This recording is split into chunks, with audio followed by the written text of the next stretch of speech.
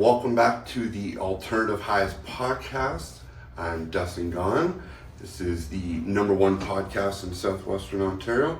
Today, I have a local content creator? Yeah. Film, sound, music, everything, kind of, I guess. Ben, Sorokas. I butcher last names like it's my job here. It's okay. But your involvement in the community has been quite a lot. I don't know how we've never crossed paths before. It is always funny to me. But what's been your latest thing? Because I was talking to Shannon, and your latest project brought you guys right into. You're still working on it? Yeah. So our latest project is I call it a TV series. It's really on whether you consider Bell 5 to be TV or internet or whatever you want to call it these days. I call it a TV series because it's formatted like a TV series. Yep.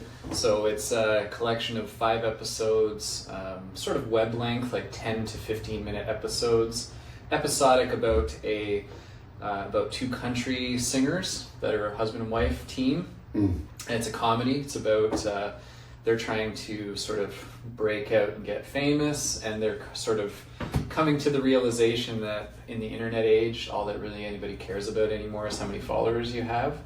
So they're toying between we care about what we do and we love each other, but there's this thing out there that wants us to get followers, and so how do we get followers? And so the comedy is about them doing a bunch of silly and absurd, but also sometimes endearing things to try to get famous. Yeah. And then you get to go along for the ride and watch them try to figure that out. And so that's a locally produced. We got funding from Bell under a program that they have right now for sort of rural / I guess outside of the GTA content. Okay. If that's what you want to call it. Yeah. Let's get some smaller communities to make their own content. So that's the latest project. How did you find out about that? Is that just something that comes across a desk of a filmmaker, or how does? I think what happened is about a year ago, someone in that business had said to me that they were taking some pitches. Do you have any ideas to pitch? Okay. And so Megan and Pat Whalen from Whalen Entertainment, who are the stars of this show, they always have great ideas. Okay. We're always working on funny stuff together. So I said to them, do you guys want to go pitch something? I don't have anything to pitch.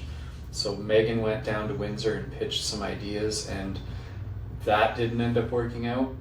But I think someone got them onto the idea that there's this Bell program that's starting up. Interesting. And it's targeted towards smaller communities. It's to get people to create their own content. It's like a development fund to get you to build something. Very interesting. And then they looked into it, they met all the conditions. And then on top of that, I don't think that this program gets a lot of comedy series. I think they get a lot of documentary style storytelling pieces. So I think there was a breath of fresh air as well. It's wow, somebody's going to make Is this a TV show. Your first time doing something? Something like this. What's your typical project? Typical projects. I mean, there is no. I guess typical is atypical for me. So typical project could range anywhere from a music video to, it could be a corporate video for a company to explain something that they're working on to their audience. To I've done recorded bands in my studio. I still have an avid music career as well, or business. Okay. And then narrative stuff like this. I do commercials for different companies locally. Interesting. That get shown on CTV. You watch the hockey game during the second period intermission, you'll see some ads that we've created. Awesome. Or if you go to Cineplex, you'll see in the pre-show, you'll see ads that we've created. Okay. So kind of do a bit of everything, and then. But this project I'm working on right now is really one of my favorite things to do. And how long will this project take you to? You've got, did you say 5 episodes? So it's 5 episodes, but we shot all of the content in a block. So this process started back in about August, doing sort of the script revision and sort of production side of it, and then in late September all the way through to the end of October. We started shooting it. Ended up going into about the first week in November, just because of scheduling. Yeah. And then you start editing, and my goal before Christmas was to get, to the point where you could watch the episodes and see what we're missing, and what's that and then like? by the end of January we'll probably have them done. So To do something that big, okay, as a guy who is very like, we're not even on the same page, but I have to do little bits of editing for this, and I'm so frustrated. So it's so difficult. It's not. What's something like that take you to do? Like the attention to detail must be just. It probably seems overwhelming when you first get started, but after doing it for so many years, you just have a process that you follow. So it's like you kind of learn not to skip too far ahead. Like, okay, my job today is simply to select the best takes. Okay. So what's the funniest take? And I'm going to just earmark that. And then my goal tomorrow is going to be to put all those takes together to the script, and let's get the episode built. Okay. And then my job for next week is going to be to make sure that everything sounds good, all the levels are balanced. And then my goal next week is going to be to do all the color and make sure everything looks the way it should look. And then after that's all done, then my job after that is going to be now to sit back as a viewer and watch it and say, is it good? Like, is it... Do you have a hard time with judging your own work like that? Yeah, I think you have to get somebody else to step in. You definitely do, because you get these ideas in your brain that like a shot or something is very important because you put so much into it, and then you sort of lose touch sometimes that like that doesn't mean anything to the story. So even though I know I got that great camera angle, or I know I got this pulled off a great shot, it's meaningless in the context of the show. So somebody might say like, you need to get rid of that shot because it ruins the flow, and your heart is broken because you spent the time to get some gorgeous shot or to capture some incredible moment, and so sometimes you need someone outside of yourself to remind you that like, Ben, that's a great shot, but that's not helping the story advance, so we're going to have to get rid of it. And I've worked on, probably the most famous example of that is I worked on a music video for an artist named Jose Contreras, and he's in a band called By Divine Right, and they're a Toronto-based band. Been around since the 90s, pretty successful in that regard. But I shot a music video for them, and I shot all the scenes. We had multiple different setups, and edited it all very tightly, and thought like, man, this is a banger of a music video. Yeah. And then he looked at it and said, okay, that one angle that you got at like the beginning, that's going to be the whole video, and you're going to get rid of everything else. And I thought he was insane. Like all that work we went to, all the planning, the whole day of shooting, he trashed all of it because we nailed this one visual that looked incredible. And I just did what he said, and he was totally right. Yeah. He was 100% right. The finished video is awesome. Yeah. Because we got rid of the clutter and we just stuck with what... Isn't that interesting? According to his language, we captured the vibe in that shot, and he's a vibe-based person. Okay. And he's like, we got the vibe, and so I'm not going to mess with the vibe. And you're like, that's stoner talk, man. Yeah, man. I was going to say, how difficult of a pill is that to swallow? It's very difficult. In fact, I even made a director's cut so that when he figured out he was crazy, I would still have my version of it teed up. Yeah. And then when he, as the little bit of time went by, and I started to realize that maybe he's right. Yeah. So I have my version, and I will always have it, and I can always load it up and watch it if I want to. But in the end, he was correct. But yeah, it was really tough to swallow.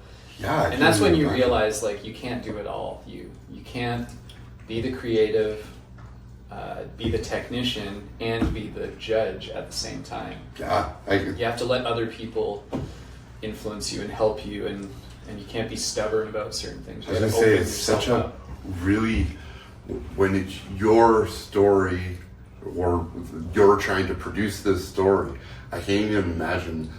I can't.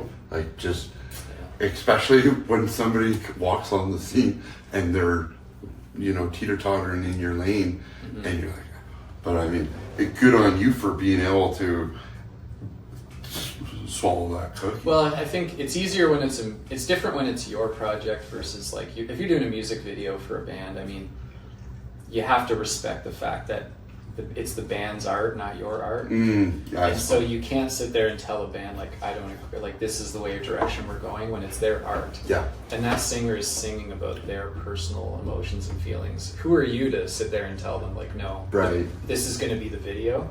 And maybe there are directors out there who do think of themselves as like artists in that regard, and they feel like you're messing with their art. Yep. But I've always approached it from the angle that I'm going to end up moving on to the next project, and and then that band is going to live with this video for the rest of their lives, because that represents something that's very important to them. Yeah. So my goal is to serve what they're hoping to get out of this, not what That's I'm amazing. hoping to get out of this. And And if you can meet in the middle, that's the perfect scenario where you're both proud of what you did. Yeah, I But can in the appreciate end, that. as long as the band's proud, that's always paramount. And so I try to think of that in the TV world. I try to think of that in the corporate world.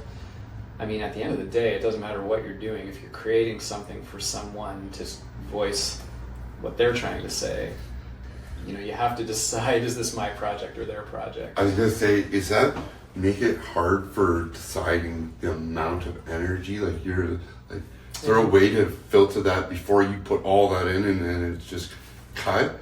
Yeah, I mean, I think that it's easy to say that like you should always sit down with people ahead of time and like define your role and define how much energy and all that stuff. And some people, you can sit down with them and you can have a really clear conversation about what your goals are. Yeah. Other people don't have that ability. They have to see the work first, and they have to work through it. Yeah. And so you could say in the beginning, we're going to spend 6 hours on this, and then you end up, by the time you get to like 29 hours, you're still like almost there. Okay. And you're working towards the perfect version of it.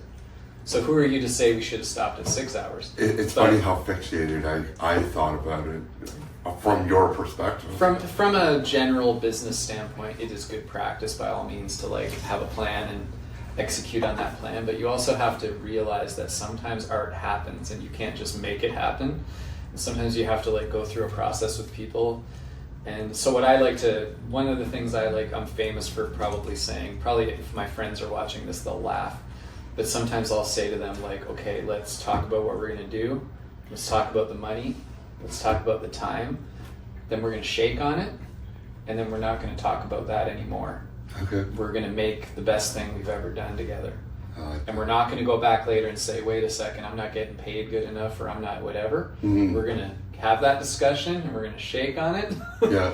And then we're I can appreciate going to move forward, because I don't want to ever take a shortcut on something because, maybe the bill was a little too low, or maybe the agreement was this. It's like, no, I want to be proud of everything I've done. And I don't want to look on a project later and think like I was going to get that shot and I didn't because they didn't pay me enough. Because that's not a good, if you're talking about vibe and karma and all those things, that's not a good karma place to live, is that you decided to take a step back I can appreciate it. because of a limitation, so.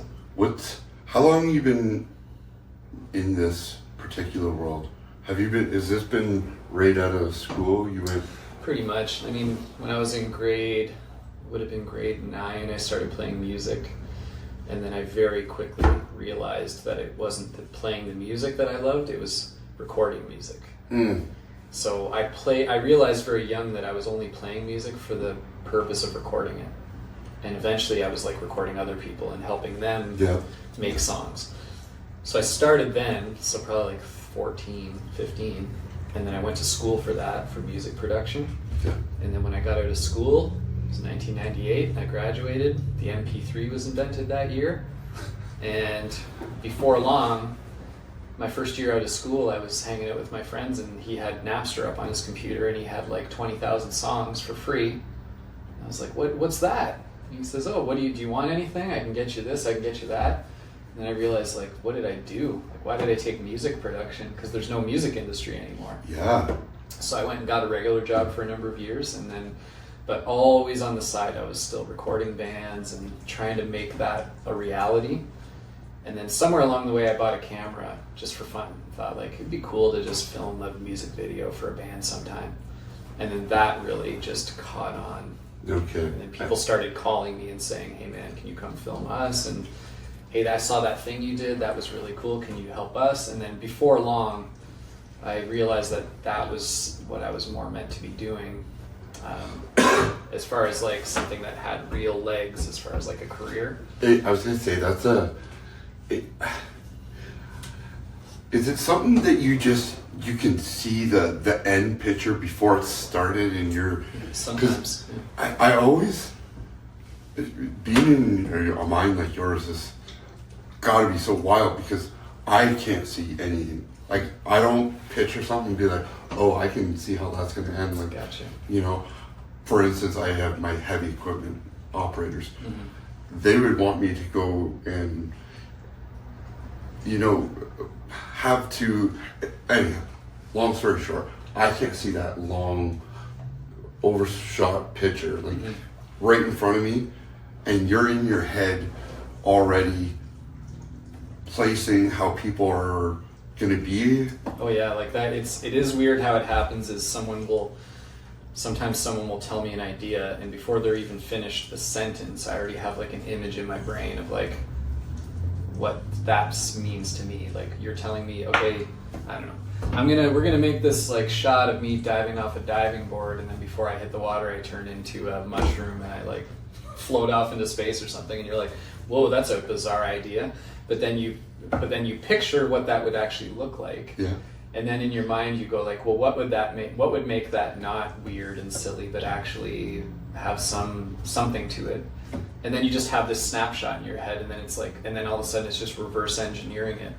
Like, okay, so if I'm going to make that happen, how do you do that? Like, how do you capture a person jumping off a diving board? Well, we got to go to the aquatic center in London, and we got to talk to the aquatic center and see if they'll let us do it. And, you know, is the water too blue? What color should the mushroom be? You know what I mean? Like, you just start to like figure that stuff out, and then you bat it around with them, and then maybe you realize that that's a dumb idea and you move on to a better idea.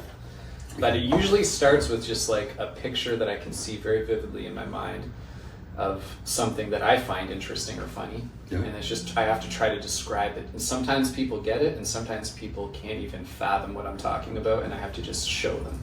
I can appreciate that. Trust me. Yeah. You know, trust me, Dustin, this is what we're going to do, and I promise you it'll work out. And then sometimes you show someone for the first time, and they have never seen it until the moment you present it to them, and they love it, and that's the greatest feeling, I think. Magic right there. So I don't know where it comes from. It just sometimes, I've even been sitting at boardroom tables with people, and I realized that, like, I thought they had an idea. They say, Ben, I want to talk to you about this idea we have, and you show up at the meeting, and you realize very quickly that they don't even have an idea. They're expecting you to have an idea. And just pick. And I've no word of a lie, I've had a situation where I came up with an idea right on the spot, and almost so that I didn't look like a fool. And it ended up being the finished idea, and it ended up being amazing. And then at the end of the day, they're bragging to everyone that I had this great idea, and you're thinking, like, you don't realize that I came up with that idea as it was coming out of my mouth.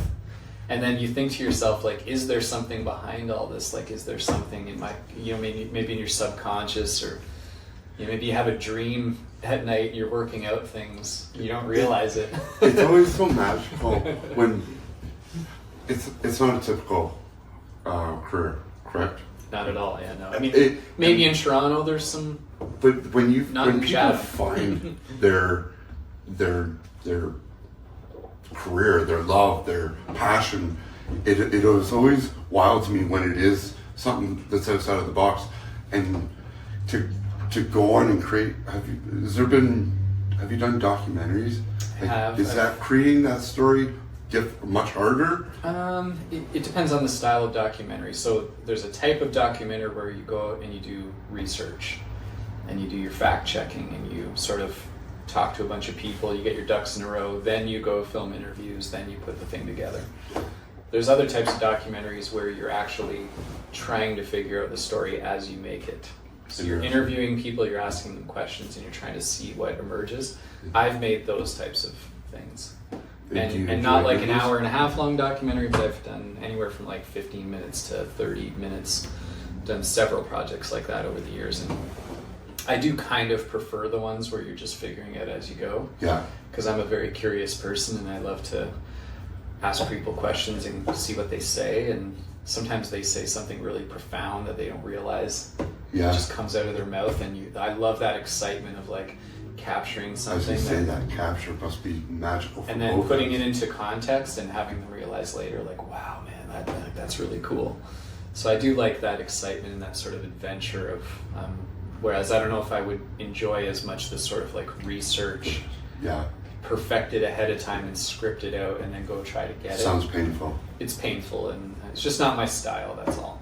I would probably bring in someone else to do all that background work and then just call me when you're ready to shoot it, you know. What's on the horizon for you? This project that you're working on with Bell Fiber? So this one is dominating most of my mental space. It's hard to think too far past it. But I've got a couple projects coming up this year that are very interview based, sort of like, you know, I would call them like micro documentary stories about people. I've got those teed up, and I have like some of my usual corporate clients that I'll be doing projects for ongoing. And then there's like a movie project that's been hinted at, but it's too early to know for sure that it's going to happen in 2025. It might be 2027, like who knows. How does putting all those projects, I don't know how to word this, when you're working on 4 projects at a time, how hard is that to stay in that lane to this lane to this lane? Yeah, it's where you don't carry it in, and I'm sure it's not like... I've always been the type of person who, I took this like personality test once years ago, and they categorize people in all these different ways. There's been a million of these tests, but the one that I took said you were either like a researcher, or you were an organizer, or you were a sort of procrastinator. They called it a quick start, meaning like you'll procrastinate till the last possible moment, but then you'll come up with a great idea very quickly. Yeah. And I was 100% that. Like it was like the color was green, and the whole test like blinked green when I was done. It was like, Ben, that's you. So I don't need to like focus on one thing and see it through to the end. If I bounce around between projects, I stay very excited. That's amazing. Because I open up something and I'm excited to see where I left off and where I'm going to get it to today. Now that can cause problems because being a procrastinator, you know, sometimes you leave something until it's like time to do it, and then now you're going to stay up for 14 hours to finish it. So that can be tough, being 45 years old and not being able to get 3 hours of sleep anymore. Jeez. So I've had to start to like modify my process a little bit. But when I first started at this, I was just, you know, whatever type of cereal I had in the morning could have dictated what project I was going to work on that day. You know, it's like, and I would, you know, people kind of knew that. People that worked with me knew that, like, if we shoot something on a Friday, Ben's not going to get it to us on Monday. He'll get it to us in the next like 2-3 weeks, and he'll work on it when he has time. Yeah. And they were fine with that because they were happy with the results, you know. Yeah. So it is difficult, and I don't necessarily recommend people work how I do, but usually what it is I found that like just communicating with people and saying like staying in regular touch with them about the project allows you to work with multiple clients. But you talk to that person and you say like, okay, so here's where we're at. Where do you want to be by Friday? Let's talk about what you're looking for. And they'll say, well, we want to send Bell, you know, a revision on this. Great. That's what I'll work on Thursday. Okay. It is interesting how you're able to navigate that. Yeah. Is there certain criteria to working with you? Like, yes. Is there something that you just won't touch? There's almost like a list of things that get you through. Not to make myself sound all holier than thou or anything like that, but if someone just calls me out of nowhere and just says like, hey, I need this and I want you to do it, it's like that's one category of person for me. If you're already a friend or a friend of a friend, you're in like a whole other category already. You've already kind of skipped the first round of the playoffs, you know. Okay. It's like you're a friend of a friend, you're in, you know. Yeah.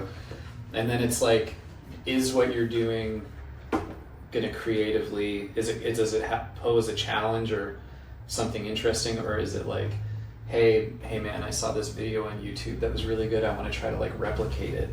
You go right back to the bottom of the pack because I don't find it interesting to just try to copy something. Yeah. I want to know what you want to do, what makes you unique, and maybe what makes you unique will be doing that video, and then that's fine. But if you're coming at it from an approach of like somebody else did it, so if I want to be good, I should do what they did. Yeah. That doesn't weigh well with me. Yeah, I can understand. So I've done like any kind of project, big, small. It's not about money all the time. It's not like what's the most money. It's just like what excites me the most and what is a new challenge. So that makes it interesting. Is there like a And how did you project? get to me? Like, am I working with my community and my friends on this, or are you just some like random person from wherever that's like priced around and you're just like looking for someone to do a job? Okay. That kind of goes to like the lowest. Those are the ones where when you have a bad month and you just need some money, you take those jobs.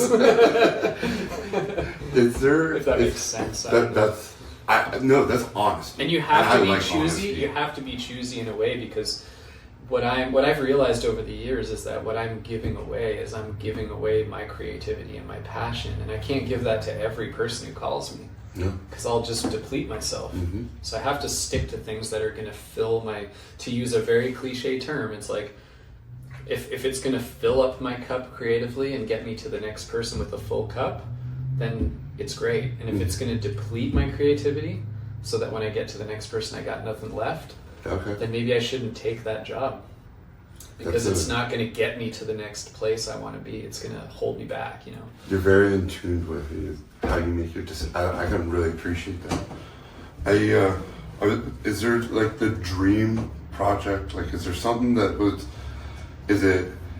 I've never had a conversation with a person in your career ever. So, is there that big moment that you're looking for? Is there that? Is it the job? Is it? What does that look like? Is there a dream project for you? I think it's hard because that changes all the time. Like if you asked me that like a year ago, I'd probably like have a different answer, because as you go through life, you sort of like try things and you learn, I don't like that after all. But I do think the one thing that would probably never change is if I was able to like sit down and either interview or do some sort of a documentary with like a musician that I really respect, like someone that's like a hero of mine or whatever. Because not only could I, and it's not just about, the funny thing is it's not about like just meeting that person and bragging to my friends that I did it. It's actually about saying, well, I added to that person's, body of work. Yeah. So I respect that person. I respect what they've done. They've changed my life in a way. So I want to now give something back to them by making them something that they can be really proud of. That's really cool. And so that like relationship of doing something for someone that I've really respected and enjoyed their art over the years, I think those are the dream projects. Like if one of my favorite musicians all of a sudden was like wrote a book or something, and I was the first guy to call them and say, you should make that into a documentary, and they said yes. Yeah. That would be the dream, I think. You send those messages out yet? I've never sent that message yet, but I've had a few of those touch points, like that band I referred to, By Divine Right, earlier. That was a scenario where I was working my day job at the time, and I hated my job. Well, I didn't hate it. I was at a low point, let's put it that way. Okay. And I was stressed, and I was thinking to myself, like, why am I working here instead of doing what I'm passionate about? This is what I made myself a promise when I was 17, and I'm breaking that promise now. Yeah. So I had this moment where I was at home, and this is when MySpace was a big thing. This is like pre-Facebook and all that stuff. I remember. And I remember I like went on my MySpace account, and I bumped into Jose Contreras, and he was just releasing a new By Divine Right album, and I thought they were done. I thought they had broken up, and it was like, no, a new album. And I wrote him, and I just said, hey, I'm excited to hear that you have a new album. And I said, I'm a musician, a producer of videos. I also have him in a band. And I said, I know you don't know me and this may sound crazy, but I would like to either play a show with you or maybe record a song with you or maybe like do a music video. And I'll never forget his response. He wrote me back almost the same day. And he wrote, why don't we just do all three? Come on. I'm not kidding. What a response you get when you're like... Yeah, why don't we just do all three? They say don't meet your heroes and stuff. And if you meet this guy, if you knew him, that would make total sense because Yeah. that's the type of response he gives. He's a loving, open person. And other people would be guarded and say, well, let me see some of your work first. Yeah. And just because he says we're going to do all three doesn't mean he's going to do it. Yeah. That's the other thing to know about this guy. Yeah. He's still going to like look at you in critical detail, but Yeah. he just starts from a place of love. That's amazing. So he's like, why don't we do all three? So I said, So I was just back, and I was like, okay, like, so I was Just like, walking on cloud so I nine said, out well, there. we're going to be playing a show here, or do you want to like, we'll open for you? And he was like, sure. And then, do you have any new songs you want to do a video for? He's like, yeah, I got this song. And I was like, okay. And then he said, what are you up to like in the next few weeks? Why don't you come up to Toronto to my studio and then we could just like hang out? So I drove up to his studio and he played me a bunch of new songs that he was working on. He had like the mixes up. And I said, are these By Divine Right songs? And he said, no, these are just like solo stuff I'm working on, which was a total lie. He didn't want me to know yet that those were real songs. Yeah. So he let me like listen to him first because I think he wanted to test me. Yeah. And I was like, yeah, that one's pretty good, but like that one I would change this part, or that one needs a little more work, but that one's great. And then at the end of our visit, he said like, okay, I was lying, like this is the new album, and do you want to like help me finish it? Holy shit. So not only did I get to make a music video for him, I got to help him finish his next album, and I've got to play a show with him, and that's turned into like 6-7 music videos, and I've like helped him engineer 3 albums now.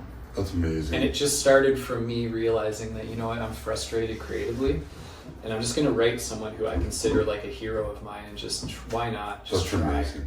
Those are the best stories. Those are, relatable. I had Mr. Greg Hetherington on here. I just he's a great guy. love that guy. I grew up listening to him every Yep. day. And I got the same response. I said, I don't know if you'd ever be willing to be interviewed by somebody that doesn't know what they're really doing, but I sure would have. I'd love to. Yeah. When and where. Nice. Those types of people are. Yeah. Greg is definitely like the one thing I'll say about Greg is absolutely 100% a person who gives of himself. Like if someone asks, he opens that door and he says like, how can I help? He's not like guarded. He's not like, he doesn't lean back. He leans in. Yeah. And he does like, I don't know how the guy fits in his professional life as well as all the giving and the charitable work, and I have no idea how he does that. But he's been doing it for so long that it's legitimate. It's not fake, and it's not for show. Maintain all these stations, reading to all these kids. Yeah, he's been doing that since I was pretty much in high school almost. Yeah. It's like, so yeah, if you can sustain that for 25 odd years, Well, it's for real, man. Yeah. It's such we live in such a great community because it's a lot of those kinds of stories. I mean, every community has its low spots too, and unfortunately we do, but we're trying to work through those. And Ben, what a great interview. I really appreciate you coming by, and I'd like to talk to you about my project, but we'll do that we'll do off that the camera. offline, But thank you. Yeah, thanks for having me, man. Yeah, thank you. Absolutely.